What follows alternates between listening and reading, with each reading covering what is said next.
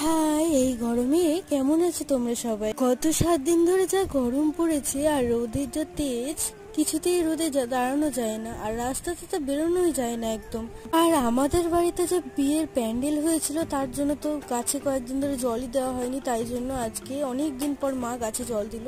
আর এই দেখো কত ফুল ফুটেছে, অনেক দিন পর ফুল ফুটেছে। শীতকাল পড়াতে তো ফুলই ফুটছিল না, করবী ফুল আমাদের গাছে এই ফুলটা। আর জ্বর হওয়াতে ছেলে তো কয়েকদিন ধরে কিছু খেতেই চাইছে না, তাই জোর করে গলায় আঙুল দিয়ে ওকে খাওয়াতে হয়েছে।